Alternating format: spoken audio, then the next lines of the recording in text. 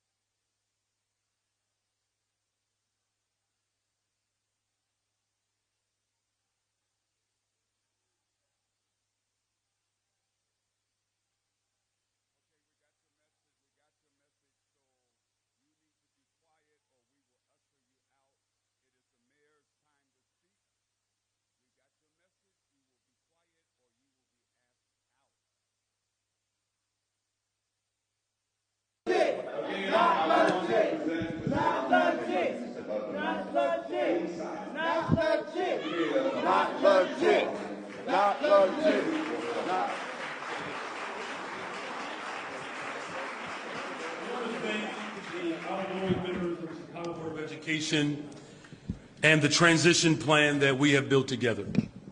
I'm proud of all of the work that we have been able to do in partnership, including shifting away from the inequitable student-based budgeting, completing the change to a school safety model that doesn't rely upon school resource officers, but it focuses on the success of our Black students in particular.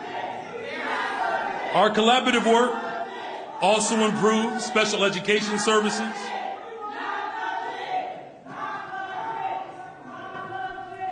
I will just say, as I finish my comments, the most legitimate existence of anyone in this country is the legitimate existence of a Black man. Now, I understand that there are individuals that wish to use this as a political opportunity to sow seeds of doubt. But make no mistake about it, I am going to stand firm and flat-foot to ensure that our students get what they deserve. Because, just for the record, I was legitimate when I took an arrest against other administrations when they were closing down Black schools. I was also legitimate when I went down to Springfield to fight for a fully elected school board.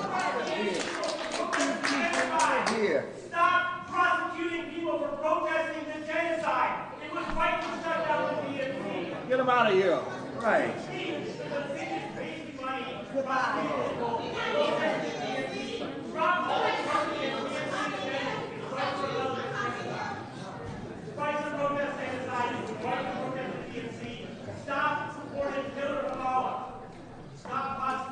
You know, again here, I also just want to acknowledge the fact that since I've been in this position of authority,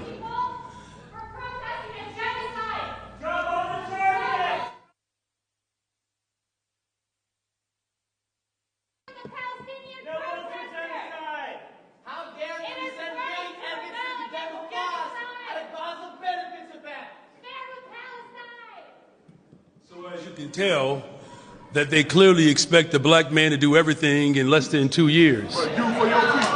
Right. But I will say this, though. I do appreciate the energy. I do. Because I do know that if things were still, it would mean that we are moving in status quo. But the fact that things are moving and shifting, it means I'm doing exactly what I was elected to do.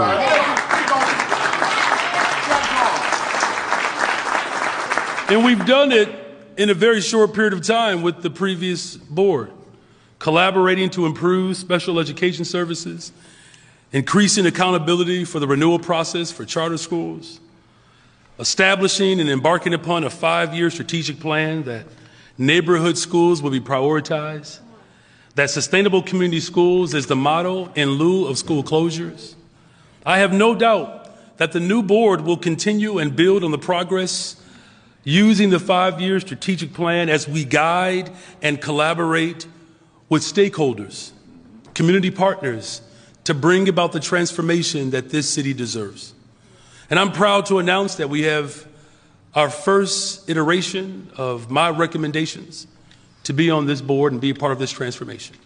That's Olga Batista, Michaela Blaze, Mary Gardner, Reverend Mitchell Johnson, Debbie Pope, Frank Thomas.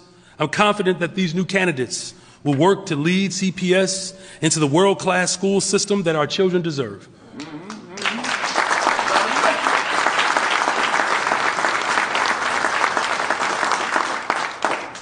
This group is the first step of more nominations that will ensure a smooth transition into a hybrid board, of which I'm the only mayor in the history of Chicago that fought for an elected school board and kept his promise to ensure that a school board would happen.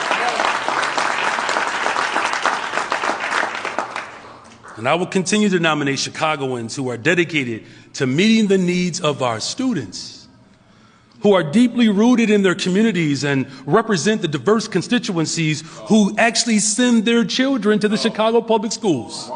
Because, oh, by the way, I'm the first mayor in the history of Chicago to do just that as well, sending my children to the school district right here in Chicago. When I ran for mayor, I promised to transform our public education system.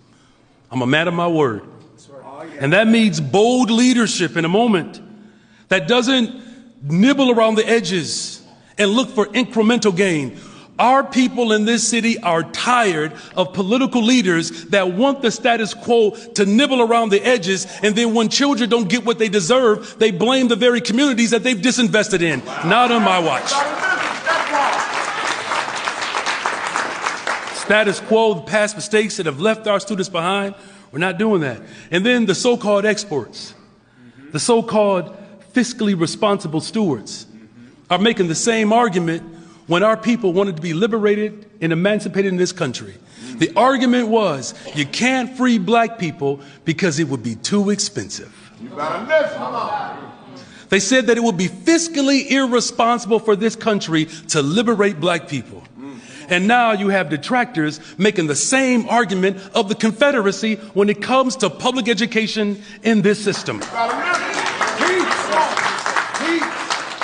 These are the people who package these gimmicks, lied to our people, stole money from our people, refused to pay into the pension system, left the taxpayers with the bill, and for me to fix it.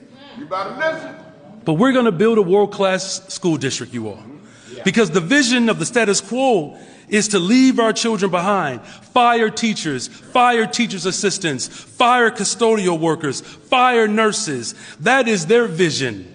My vision is about building a system that works for everyone.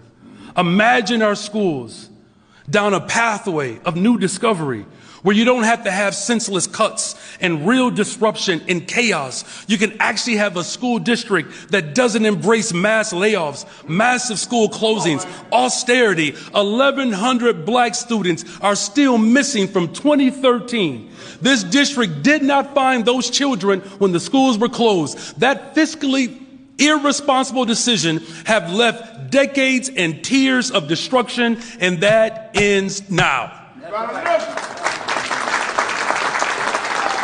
I am the only mayor who has taken an arrest, who's lobbied legislators, who marched and organized for more investment for our children.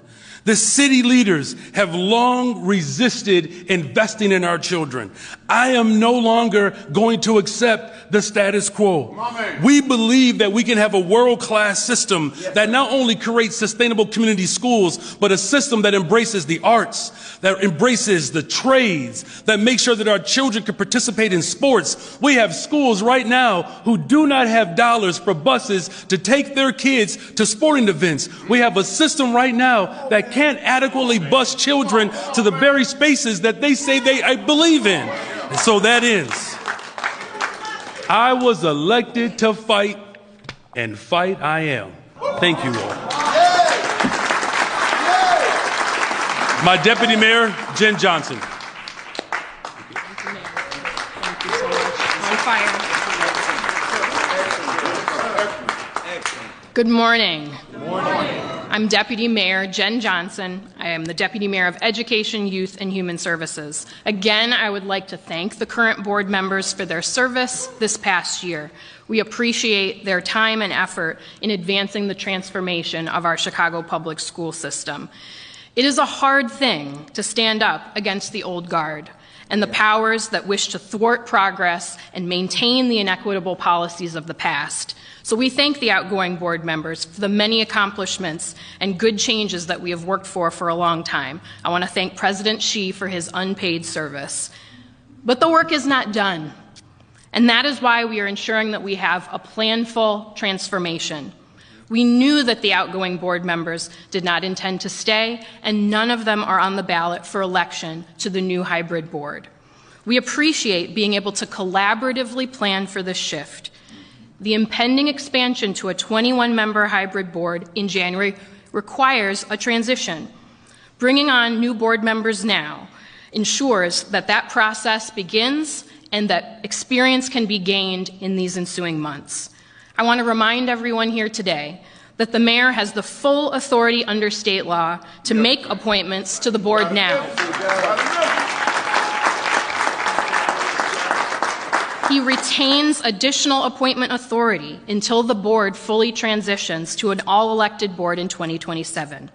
As you already heard much more eloquently than me, Mayor Johnson fought for an elected school board because he believes in a board that is ultimately accountable to Chicago voters, just as he is accountable to Chicago voters who put him in this office to transform our educational system. He's going to do everything in his power to ensure that the individuals who serve on the board are champions of our public schools. The candidates for appointment that we are introducing today are deeply rooted in their community. They have experience that will serve our students immediately, and they are motivated to invest in our schools and ensure continued progress and improvement to student experiences and opportunities. Today, again, we are announcing the first round of board nominees who have begun the process of vetting to be appointed to the board. The mayor will submit, as is his duty, additional members for appointment, including individuals who will be appointed based on the outcome of the November 5th election, based on which sub-districts the winning candidates are from. We want to thank these individuals for being willing to take the baton and continue the work of a successful board transition and continue a strong school year. Our school educators, students, and school leaders are in schools now doing the work with our children, and these board members are going to ensure that that continues. We are excited to work and collaborate with you. We know you will bring care, focus, and diligence to the board. There's been much hyperbole and use of the word chaos about this change in the board. We again have known for a long time that the board must transition, and this is the next step. Again, as the mayor already said, chaos is closing 50 schools at the same time. Chaos is labeling schools as failures and firing entire school staffs of mostly black women all at the same time. Chaos is mass layoffs to our schools, and chaos over the years has disproportionately affected black students, families, and communities in particular for decades. We cannot afford that kind of real chaos.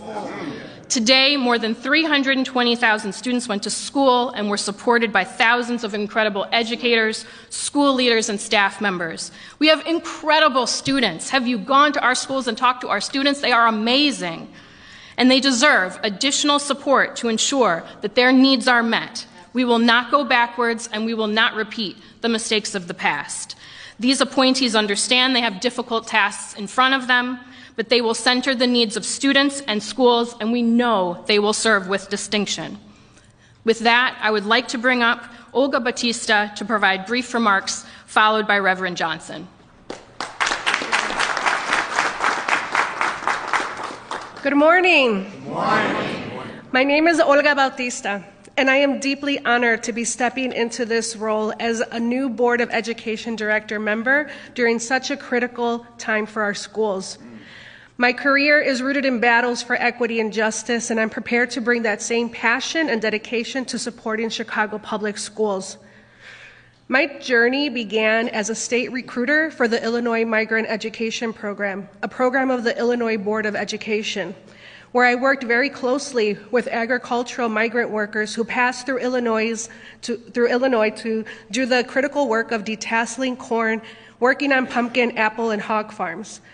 These experiences gave me a first-hand look at the struggles faced by working families, and it has really reinforced my commitment to advocating for those who are too often overlooked. In my current role as the Executive Director of the Southeast Environmental Task Force, I have led on the front lines of the fight for environmental justice, particularly the General Iron case. It is not acceptable to concentrate polluters in Black and brown neighborhoods, just as it's not justified to subject students and teachers to unsafe and underfunded schools. These are issues that I care very deeply about, and they are directly linked to why I am fully prepared to serve in this new capacity at CPS. Chicago is ranked the 7th largest metropolitan economy globally, yet we are failing decade after decade to provide adequate funding for our schools. I have seen the damage of this disinvestment firsthand. How can we ever justify over 1,000 classroom vacancies and massive cuts to essential programs and staff? It's just not right. It's not sustainable, and it has ripple effects through our communities, like mine, here on the southeast side of Chicago.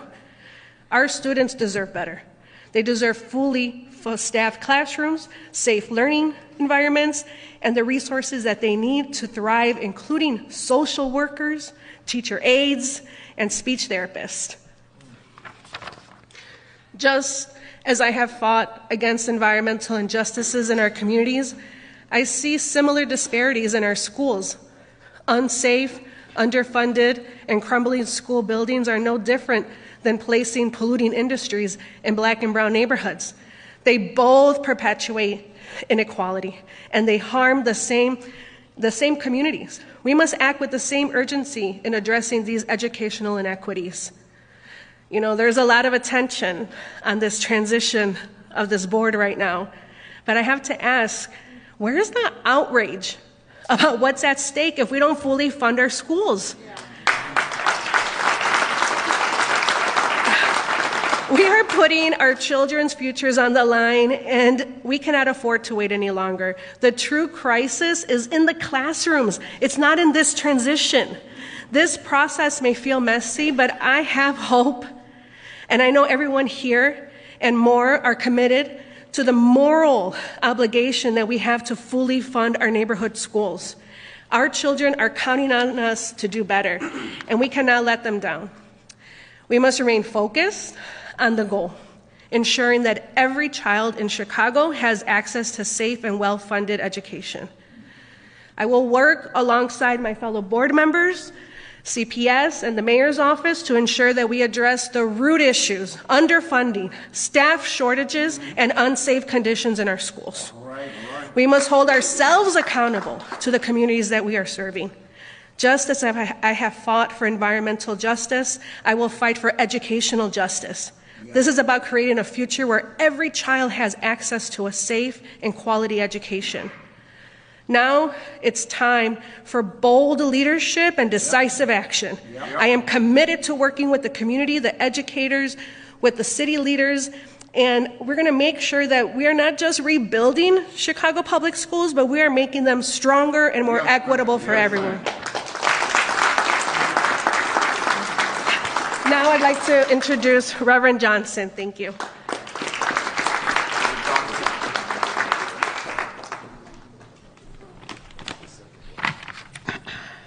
Good morning. Good morning. Thank you, Olga, for that personal testimony and a reminder of what's at stake. That's right. For our neighborhood schools. I'd like to thank Mayor Johnson for his support, my fellow board nominees for their commitment to our city in a time such as this. What time is this? Time for change. It's a time to underline the moral obligation. In my work, success looks like collaboration, to find solutions to big problems. I, like my fellow board nominees, have a record of community change and stand steadfast in our commitment to Mayor Johnson's vision to fully fund neighborhood schools. He ran as a former school teacher. He ran as a parent. And he ran and promised to Chicago that he would change the narrative of Chicago public schools. And then you elected him. And when he said what he was going to do and does what he said he would do, now all of a sudden we have protests and pushbacks. This sounds like politics to me. A lot of this politics is rhetoric. It's misguided. We should be asking, are we prepared to break the covenant we made with the students of Chicago Public Schools? With parents who rely on a fully funded and functional school system. That was the promise. We're talking about fulfilling the messages we have to our kids with disabilities and IEPs, and hire teachers so students aren't teaching themselves in study halls. We've made gains in the Johnson administration, but we need to keep that momentum going. We need to honor our duty with dedication and action. We have not seen the plan or dedication from the corporate leaders at CPS, but this board intends to make sure our schools have the tools they need to graduate and educate prepared citizens of Chicago. I thank the outgoing board for their service and for their transition in order to move forward the key elements to fully fund our schools and our obligations. I thank all of you for your time today. Mayor Johnson and the other speakers will take questions. Okay, I do want to just thank again all of the faith leaders, community leaders that are here, and again the outgoing board for their dedication. And I'm looking forward to working with members of the new board and the hybrid board moving forward. With that, we'll take questions. Mayor, thank you so much. A couple of clarifications. I'm trying not to make this too long, but will they stay? Because you still will be appointing 11 members. It isn't a totally elected school board. So when you all say that there was going to be a transition anyway, there was always going to be those appointed. That meant the 7 current, many thought were staying. So it's not exactly accurate to say everybody was leaving until all this happened last week. To add to that, who vetted these candidates? Are they endorsed by the CTU? Were they asked ahead of time? Was this a deal breaker? Were they asked, would they fire CEO Martinez and agree to the $300 million Well, let's start with your first narration. The current members of the board that are now resigning had no intentions on staying. That's why they didn't run to seek office. So that, but you still appoint 11. It's not a totally elected board. So would they have stayed? I'm just trying to find out. I know, and I'm answering it. Okay. The 7 members who are resigning never intended to stay. So I just want to make sure that's absolutely clear. They always knew what their assignment was. And just again, since we are offering up clarification, last July, 6 board members resigned. 6 of them. And I hope you can draw this very simple conclusion here. This is not the first time the number of resignations that we are seeing are taking place. 6 members resigned. I replaced 6 back in July. And in this instance, 7 members decided to resign. And I accepted their resignation. As far as members who will transition in during this period, there could be scenarios in which some members are able to remain. It really depends on the outcome of the election. Would you talk further about those other questions that I asked? Are they endorsed by the No, listen, none of these individuals up here. How were they vetted? Okay, none of these individuals up here at this point are, I guess with the exception of one. One person is currently running. As far as who they've been endorsed by, you have to ask those individuals. As far as your other questions of what they were asked to do, they were asked to carry out the vision of public education, the one that I ran on, the one that's in my transition report, the one that's in this transition 5-year plan. They were asked to carry that vision out. Thank you very much. Could I thought I had a follow-up. There were 5 questions there. Which one are you following up to? Question number 1, 2, 3, 4, 5. If there's time, Mary Ann, we could talk later, but you're welcome. Okay, thanks, Mayor. Just wanted to clarify, are these candidates endorsed by the CTU? You have to ask those individuals. I have not endorsed any of these individuals up here in terms of their sort of political aspirations. What's being carried out right now is my authority as mayor of the city of Chicago. If you want to know, I am fulfilling the executive responsibility that is given to me by the state law. If you want to find out who CTU is endorsing, go ask the CTU. I'm not the CTU. I'm the mayor of the greatest freaking city in the world, the city of Chicago. Do you have a follow-up? Respectfully. Do you have a follow-up? I do have a follow-up. Thank you. We see that one of them appears to be employed by CTU. Are you able to confirm that? Debbie Pope? Is that correct? She doesn't work for the CTU. Thank you very much. Next person. Mayor, regardless of that, perhaps we can ask and poll the appointees up here if they have been endorsed by the CTU. That might clarify things right here for us all. So Reverend Could we do Mitchell, that? I'm going to help you. Reverend Mitchell Johnson is not running. Mary Gardner is not running. Ms. Blaze is not running. Is Olga running? Olga is not running. Who else did I miss? So no one's running. None of them. Wait, come on, you all. Just settle down. Craig has the mic. So no one on here, on the stage right now, none of them are running.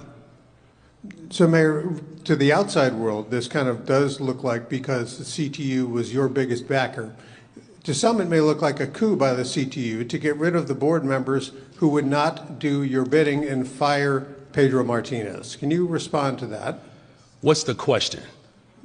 The question is, this looks like a coup by the CTU to get rid of Pedro Martinez. Was there collaboration with the CTU on your part to make this happen so that you could fire Pedro Martinez? So every single mayor in the history of Chicago has had the authority to appoint board members to multiple boards. Guess who still has that authority? This mayor does. Thank you. Reminder that we're only doing one question, one follow-up. I'm wondering if any of the board members can answer this question. Actually, if all of you can, just maybe even just a show of your hands. How many of you support taking out a short-term, we're not doing that. We're not doing that. We're not doing that. For a teacher's contract? If you have a question for the mayor of Chicago, you can ask me a question. What you are not going to do is litigate what the board has the authority to do once they're appointed. You can ask that once they are appointed. No.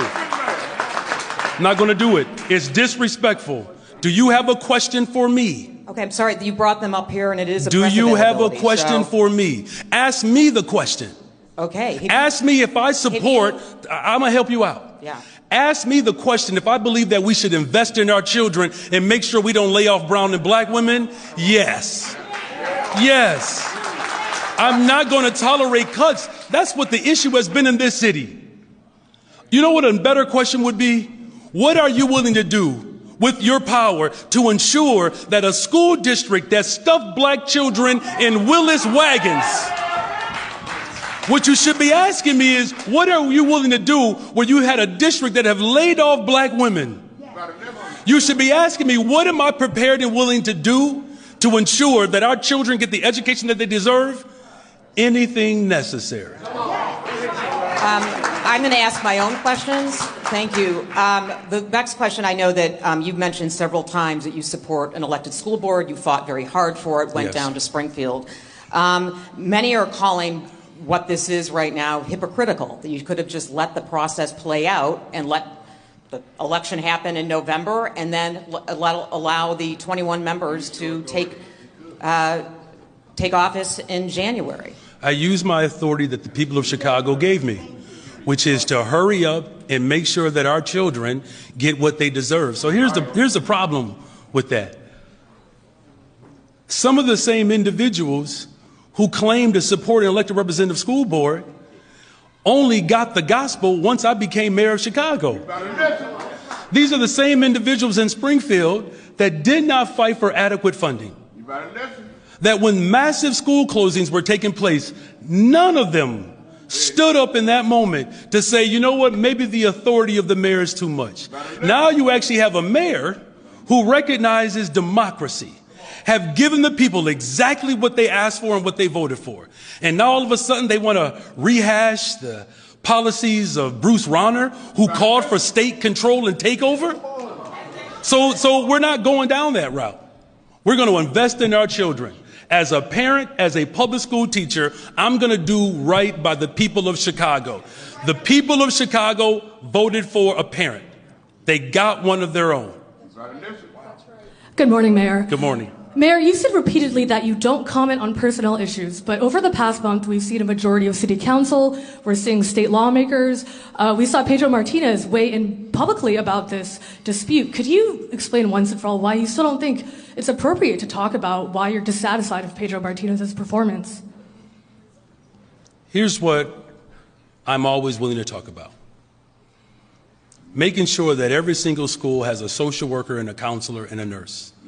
Making sure that every single school has a library and a librarian. Making sure that our schools have real college to careers as well as opportunities for the trades, for arts. Imagine a school district that allows for the whole child to develop, where every aspect of their being gets to come to life. That's the picture that I'm painting in this moment, because as a public school teacher, when students show up in the building, they don't ask who the CEO of the Chicago Public Schools is. When children show up hungry and unhoused, they don't ask who the board members are. You know what they ask for? Will you make sure you build affordable homes in the city, which we're doing? Will you invest in restoring an equitable, just system that allows for real creativity to be expressed? And so, as I've said before, you know, people who decide to make it personal about one individual and carry out private conversations publicly, just put it to you this way. I was raised better than that. What specifically did he do or not do that, runs up against that vision? This transition that I am shepherding right now is about ensuring that every single child in this city gets exactly what they deserve. I need people to stay focused. Look, I get the politics here. Stay focused for a minute. Do you know what it's like as a parent when your child can play an instrument like the violin, but can't go to a neighborhood school because that school doesn't offer orchestra? You know what that's like? I know what that's like. That's why my son, we have to travel to the South Side, because he just happens to be good at string instruments, and he plays soccer, and he's in honors AP government. I don't know why anybody recommended him for AP government. I have some suspicion. But we don't have enough schools on the West Side that offer a full range of curriculum. We don't. We don't have enough schools that create a pathway to the trades. Do you know, there is another public educator that I'm working with really closely, and that's Juan Salgado. Do you know we have a 48% increase since I've been in office of people enrolled in community colleges? And you know the number one group, a subgroup of individuals who are enrolling in colleges, community colleges? Black men. It's the highest group, because I've given clear directives. Grab our brothers by the hand. Yes, sir. Take them to where they need to go, and support them along the way and until they reach their full potential. That's all this is about, ensuring that our children receive their full potential. Go ahead. Thank you. Nice to meet you, Johnson. Hi, what's your name? Nell Salzman with the Tribune. Hey, Nell. Thank you so much for answering questions. So I'm wondering if City Council should get to have a hearing before these appointees are installed. The City Council can have as many hearings as they want. there's only one person who has the authority by state law to make appointments. Who is that? And that's the mayor of Chicago, and that's me. Hi, Mayor Johnson. Elizabeth Campbell with Bloomberg News. So you say you're not going to tolerate cuts. So what are you going to ask the new board to do to ensure that you don't have to do cuts given the $500 million deficit next year and the following year? Are you going to ask them to take out that short-term loan? Are you going to ask them to address the CEO's employment? Can you just provide some Yeah, sure. Well, their specifics on job, not doing the cuts? board's job, like all board members, no matter what kind of board you sit on, is to evaluate the executive. That's their job, their duty. They will do that. As far as what we do to ensure that our children have social workers, nurses, counselors, sports and extracurricular activities, we have to look at everything. But one thing that I can tell you for sure, though, we have partners in Springfield that believe that we need to invest more in our public schools throughout the state of Illinois. And you know how I know they believed it? Because they agreed to a law that I helped pass. It's called, hold on, slow down, stay with me. I've been here long enough anyways, you might as well just wait a few more minutes.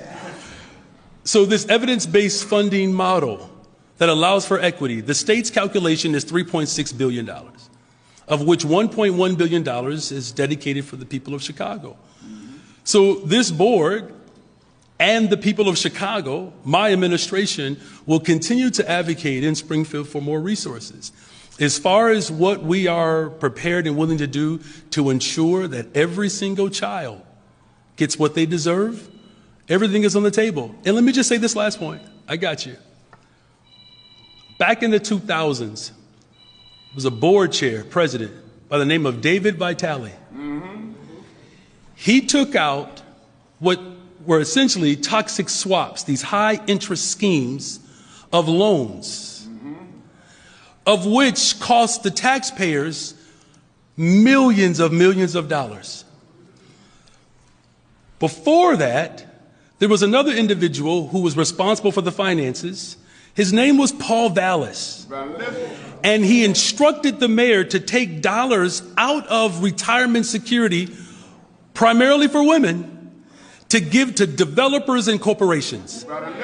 So you had David Vitale, who took out interest swap rates that cost the taxpayers hundreds of millions of dollars.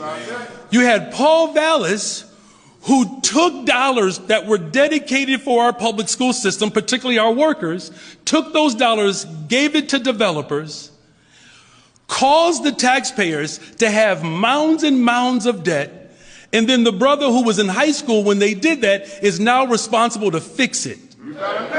All I'm simply trying to say to you and explain to the people of Chicago that the so-called experts ran this city and this school district in the ground.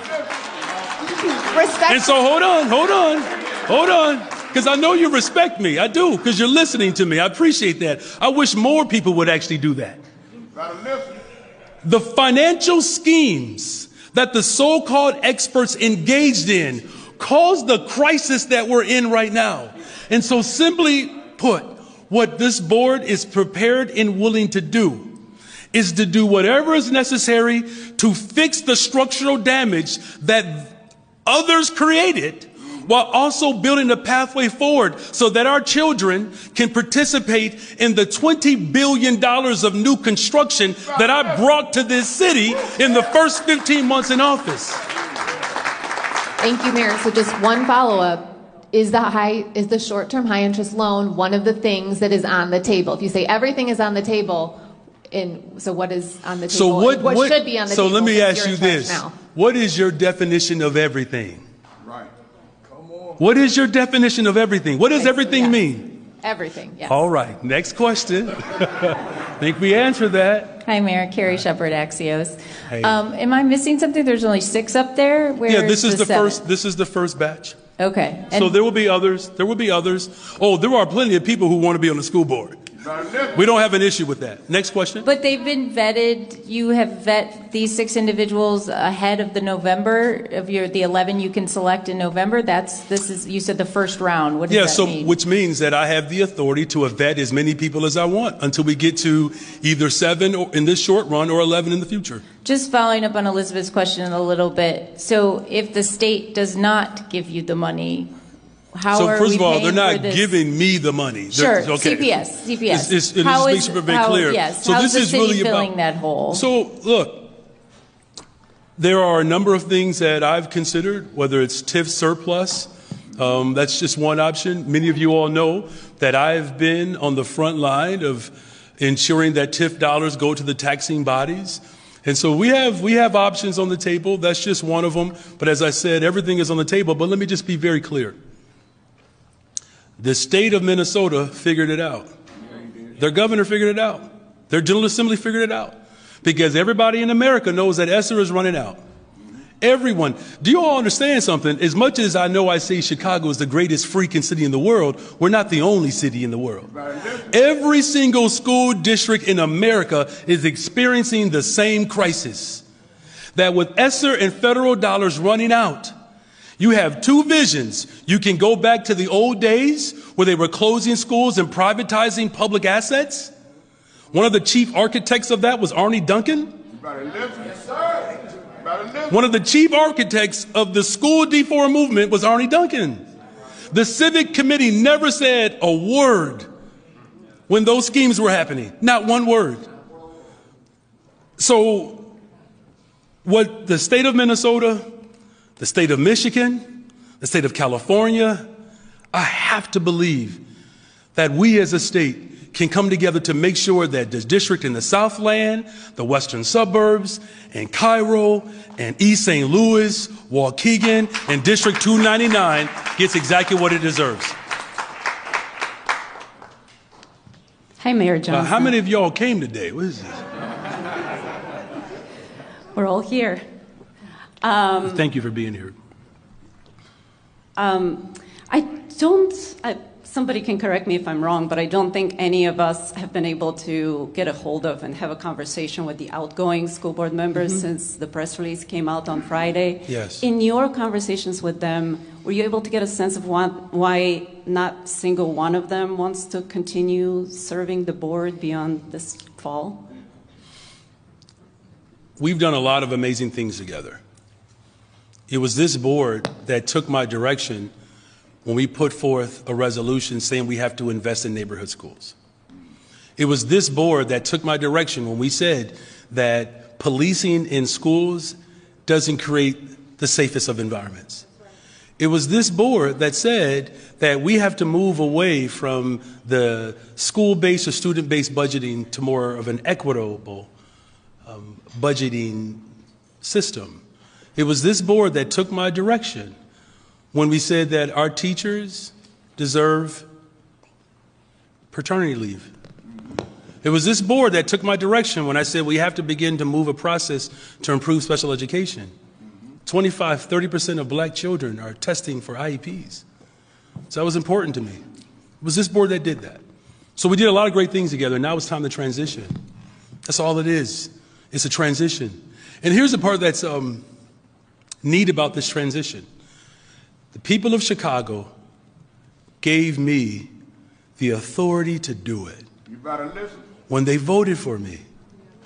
And so if there are individuals who are transitioning out that wish to share their personal experience, they can do that. But I'm very proud of their service and their work, of what we've been able to do in a very short period of time. Thank you for that question. Hi, Mayor Johnson. Nader Issa of the Sun-Times. You've said you're worried about cuts, and that's the big reason that this all is happening right now. You don't want to see people laid off, furloughs, that sort of thing. Do you have any sense of the magnitude of cuts you would be expecting if there were to be a shortage of money in the spring?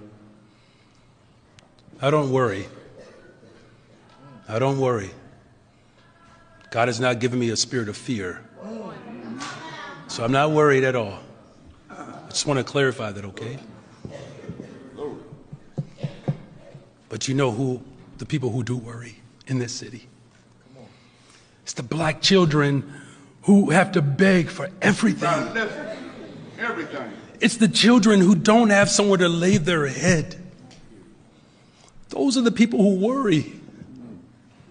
It's the teacher who did everything in their power to show up for this school district, and then the school district turns on them and says, you don't deserve the job. That's the worry for them. It's the child who just wants someone to see them because they're depressed. And we don't have behavioral counselors in buildings. And all we give them are people with badges and guns. Do you understand how sick that is, you all? We're talking about children and families who've had to worry, administration after administration, if someone actually gave a damn. I give a damn. And so whatever that number is, I'm not going to tolerate it. Whether it's 1,000, 3,000, whatever it is, we've had enough of that. We've had enough of it. Do you have a follow-up, Nader? Well, I do, but do you have a sense of the magnitude of cuts that would be expected? Whatever it is, it's too much. Whatever it is. And among the many who have expressed concerns about the board resignations are down in Springfield. The governor has commented on it, state reps, state senators. You've said that that criticism is unfair and that you have the ability to make appointments to the board, but are you worried that that criticism will deepen any distrust or any poor relationships with Springfield in your attempts to gain more funding? So we've had administrations that shut down 50. They wanted 150, by the way. Stay with me. Could you just see me for a second? We've had administrations who have shut down scores of schools. Thousands of black educators have lost their jobs because of the failures of CEOs and boards. Deep scars. From 2013, 1,100 black students are missing. No one knows where they are. 236 of them were West Siders like me. They had an opportunity to be concerned. They had one. And they didn't act. And you know how I know they didn't act? Because I was in front of those chambers taking arrests with parents. And from the elevators of City Hall taking arrests. When Jeanette Taylor could not continue on the hunger strike, I joined it to keep a school open on the south side of Chicago. Now look, there's been talks about, state takeover. Bruce Rauner tried that already. He did, and we rejected it. Let me just ask this question out loud, not for you to answer. So you have a black man who's a parent, a teacher, and the mayor of Chicago with the authority that the state gave me. And now they have concerns that I'm expressing that authority? That's just more rhetorical. All right, who has a question now? Hi, Mayor. I'm next. All right. Can you just give us some insight, a little bit of a behind-the-curtain view of how the selection process happened? You're sitting in an interview with one of these potential board members. What kind of questions are you asking them? How did these 6 people actually get chosen? All right, so I didn't interview any of them. I have a team that does that, just like they did the other 6. I'm glad you want to know what happens behind the curtain, because you do know this process has existed for 75 years, right? You better listen. No, I'm just saying, but you do know, so you could actually go look it up. Right. But I'll do you a favor. I'll save you that effort. I'll save it for you. My team took the transition report that my administration put together with how many were people on our transition team? 400 and something? So 400 and something people who are part of my overall transition committee. There's a component of them that focused on education. There's an entire book that you can actually look up and see everything that's in there. And then the board that I appointed, like every other mayor has been able to do, but we're going to just open up the curtain for you. We ask them questions based upon what the people voted for that's in my transition report. And then they get to respond to whether or not they see that transition report aligning with their values. And then recommendations come from there.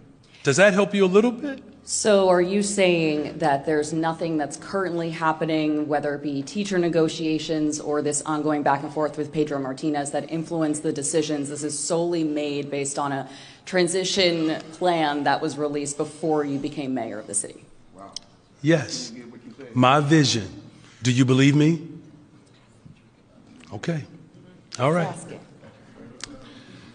Mayor, if I may, a point of clarification. There's 6 people up there. Who's the 7th person? Is someone going to stay on board? There are a number of people who we are considering. There are multiple people who are being considered who want to serve in this capacity. Trust me, this is Chicago. You will have plenty of people who want to be appointed by the mayor of Chicago. We won't have issues finding people. I assure you that. And that person's not ready today. There are a number of people who could be on this stage. You're not naming the people who are on the stage today are the people who are on the stage today. But since your colleague asked about the curtain, I'll just open it wider.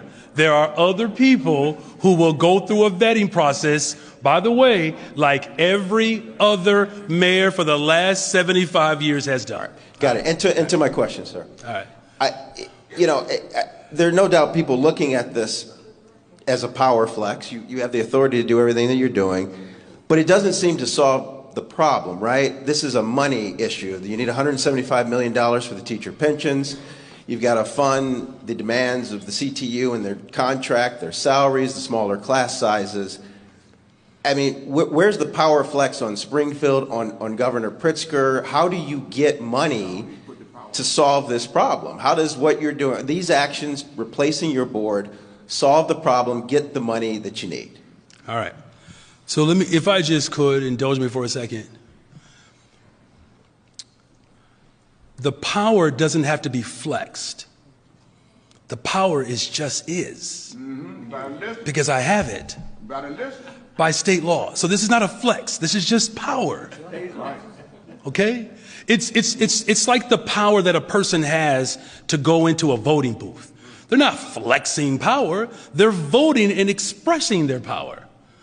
I'm expressing the democratic power that was duly given to me. Now, as far as how we get partners to see the vision, not just for Chicago, but for all of our school districts across the state, it's going to take all of us. See, this is the difference between me and other mayors. I don't have to do anything alone. I don't have to intimidate people, threaten people. I don't have to do that. The people of Chicago are tired of that. The people of Chicago actually voted for, you know what the greatest power in the world is? It's the power of love. The people of Chicago voted for a lover.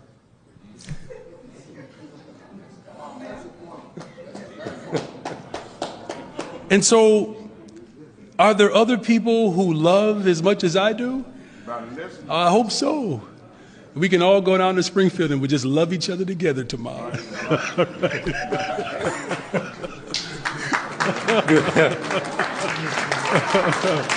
Good morning, Mayor. Good morning. And by the way, Craig, with that deep voice, the only thing you can do after what I just said is, you'll never find. Oh, if only I could hold a tune. And it is still morning, so we've got that. But not arguing the need for the kinds of investments you're talking about. Sure. But the question is, when does the bill come due for this borrowing in addition to the debt the system has? And when that time comes, how will it be paid so that people aren't looking back on this year as another year when the debt... It's a great question. Look, that's why we need smart people on the board and people who can actually help guide that. Look, I have a budget director in the office. I have a deputy mayor for infrastructure. a chief operations officer, a policy director. We have experts in their respective spaces, right, that can offer up recommendations. I have one of the most brilliant chief financial officers on my side on the 5th floor. So all of us are going to work together and figure that out. But what I do know is this. Here's what I do know. That we cannot kick the can down the road. Can't do that anymore. The taxpayers got the bill from those schemes from the 90s and 2000s. And the board, along with all of us, our city council members who can organize with us to take their respective wards to Springfield. All of our faith leaders are clearly committed to doing that work. When I say everything is on the table, everything is on the table. And the fact of the matter is, you all, the state of Illinois has to do more. And they agree. When I started organizing, Craig, I believe the state of Illinois was ranked 49th out of 50 in terms of school funding. 49th out of 50. I think we're now 32nd, somewhere in there. And that's not enough to give people high fives. It's a good, decent start. But there's more work to be done. Yep. Mayor, no one doubts under state law you have this authority. Yeah. But when are you sure about that? Okay, I'm just sure. Saying. No, I believe you understand that. I understand. But I would say just a friendly amendment. I don't believe that everybody believes that. No, certainly that is the current law. Although it is changing, and you help fight to change that law. That's right. But when 41 of 50 alder people write a letter saying, "Hold on, take a pause. We're concerned with this," does it give you pause? No. How come? I'm going to tell you why. It's because how much longer are we going to make parents in the city of Chicago wait? How much longer? So let me get you straight. So everybody agrees, and I think that this is what your colleague just said. Everybody agrees that there are real issues and problems of disinvestment, right? Do we all agree that schools are woefully underfunded? Can we all have some agreement around that? I think we do, right?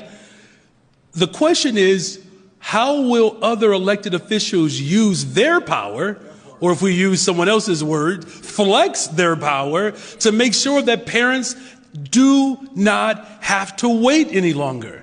And so that's why I'm glad there are elected officials up here with me, Alderman Will Hall, Cook County Commissioner Tara Stamps. There are a number of folks who recognize that waiting in this moment is the status quo, and I am not the status quo. Good morning, Mayor. To reference the letter that Paris just mentioned, do you agree with the criticism in that letter that the city spent too much time lobbying this past year for $2 billion for a new Bears Stadium instead of money for CPS? See, that's where the politics come in, right? Yeah. That's just the politics. What are they even talking about? Come on, there's no question of the receipts that I have as it relates to public education. Yeah. Right. So y'all want to talk about what my priorities are in receipts? Who on that letter starved themselves to keep a school open? Who on that letter took arrests in front of the city hall, in front of the very elevators that are now held for me?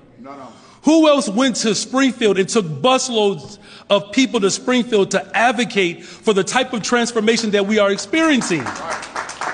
So all I'm saying is, the moment people begin to take those unnecessary political shots at my administration, you have to question their motives. And just for the record, we do need a new Bears Stadium. We do. But what we're here to talk about is to ensure that every single child can build that Bears Stadium once we get the deal. All right. Do we have any other questions? I just have one follow-up. Okay.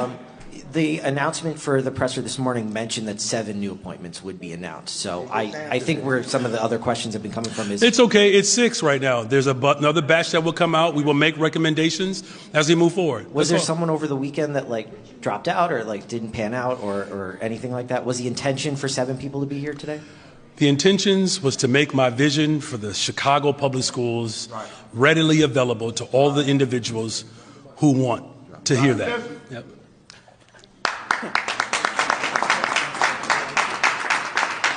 Good morning, Mr. Mayor. Maureen Kelleher, freelance with the Chicago Reader. Okay. 2 questions. First one is real practical. Are the 6 people that we're seeing today going to be in the seats at the board meeting in October? That's the intention, yes. Okay, what's holding us back from the intention and the reality? Nothing, just the process, the curtain that's now wide open. There's a vetting process, and they'll go through the normal process that the other 6 that I appointed back last year, we did this already, they'll go through that same process. Okay. Yep. One other question. This is bigger picture. So, Governor Pritzker pushed hard for the graduated income tax. It didn't happen. That was supposed to be the money for schools. Yep. You pushed hard for Bring Chicago Home, which probably would have taken. I'm General Greg Gio. I'd like to thank Governor Cooper, Administrator Criswell, and Brigadier General Morrison. I'd like to acknowledge the tremendous amount of tireless work and effort by thousands of people and hundreds of organizations that are bringing aid to the citizens of North Carolina.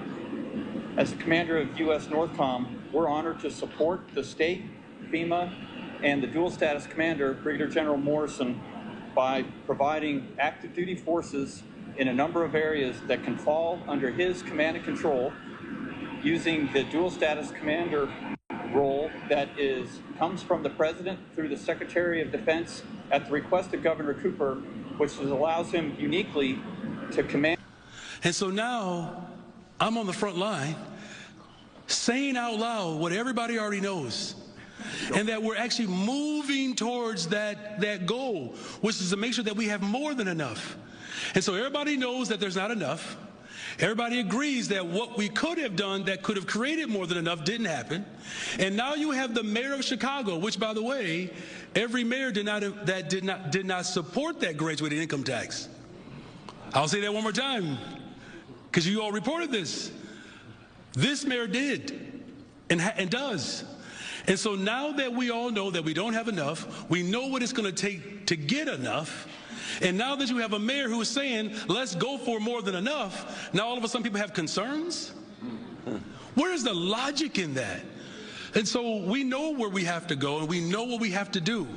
I am just bold enough and honest enough to say out loud what we have to do. And what we have to do is make sure that every single child, no matter what school, no matter what zip code, has social workers, counselors, nurses, mental health providers, sports, extracurricular activities. And that should be the case for every school district in Illinois. Have you seen what some of the districts are dealing with in the Southland? Their property taxes, in some cases, 3-4 times higher than those in Chicago. Look, y'all, if Chicago was the only area of concern, I will give you some of the pushback. But the fact that we have an entire state, an entire country, where the school districts across America are hanging in the balance, and you have questions about my authority to do what the people of Chicago elected me to do. Those individuals should be ashamed of themselves. All right, who else? Right here. Yes. Hold on, from the, oh, yes, here. Hi, Mayor Johnson, Sophia with AP. Just to clarify, these 6 people are your appointees. They will be on the newly appointed board. That's why they're standing here. Okay, and yes. but so they're no longer being vetted. I think a little confusing. No, there's still an entire process. This is the same process that has always happened. They can't get vetted until I make a nomination or a recommendation. The CPS doesn't just walk around grabbing names and vetting people. You know what I'm saying? Yeah. Okay. Maybe just to clarify for the wider audience who doesn't know that process, So yeah, look, I've said it multiple times. These are nosminees. They will go through a vetting process like every other nominee has gone through for the last 75 years. And then then you'll say they're good and they're on, or what? Well, the vetting process will confirm that they're already good. The vetting process will just make sure that that whatever conflicts that could exist, that we are aware of those, right? Or any other matter that and needs it's to be your confirmation then and then they're on the board. I have the authority. Okay, and the 7th position, you're still looking at candidates for that 7th position. Well, we're actually looking for up to 11 because we're already transitioning towards a fully hybrid. All right, thank you. One more. Mayor, you were able to replace the resigning board so quickly. Are you making plans to replace the CPS CEO as well? Do you have candidates in mind? That's the board's responsibility. They will evaluate the CEO and any other CEO that comes through. Okay, do we have a couple more questions back here? Hello. Hey. How are you? Oh my God, I am doing terrific. Well, good afternoon. Mayor, is this a good week to go to London for a Bears game? And also, who's going to pay for that trip? Okay. All right. I'm going to London to attract business to Chicago. Okay? I'm going to London to attract business in Chicago. But are you going to the game? Hold on a second. Because you already know the answer to that. But I just want to make sure that you do the people of Chicago service. Because I have to be very honest with you. It's pretty jacked up the way you frame that. Right. That is. It is. It's disrespectful and condescending that the black man is going to London for a game. It's disrespectful. It is. And people get away with that too much. They do. The governor went to Tokyo. The governor went to Tokyo to attract business. The mayor of Chicago is going to London to attract business, and while I'm there, I'm going to root for the Chicago Bears. Can you confirm if you're not, or are you on leave from CTU? Okay. All right. I'm the mayor of Chicago, you all. I'm the mayor of Chicago. Let me just look. I'm trying my best to keep composure for these last 15 months, but the fact that we are still trying to litigate stuff that I already beat. Let me just say this one more time. I already won. I am already the mayor of Chicago. Stop talking old news that nobody even cares about. Not one parent has ever asked me that question. Not one Chicagoan has ever asked me that question. Did you know what they have asked me? Will you make sure that the children who are unhoused in this city have an opportunity to lay down their head? That's what they're asking me. Will we have social workers and counselors, Mayor Johnson? My full-time and only job is to run this city, to love my black wife and my black children. Go ahead, Sarah. Good morning. Good afternoon. I have a couple questions.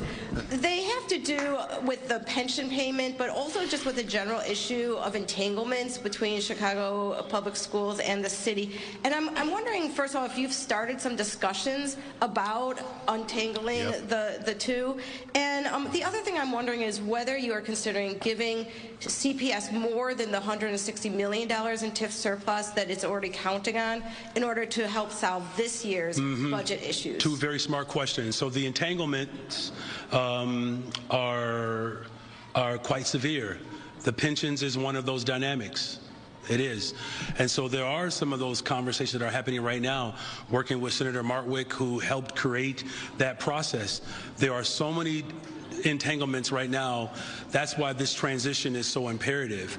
You know, as far as TIF surplus, as we continue to evaluate as much as possible that's there, I'm going to strongly recommend that the board responds to that surplus.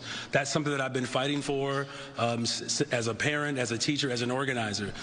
So what's been projected, in the event that it's more, I'm going to make sure that our kids and that our board understands why our children should get that. Are there any other questions, or is that all?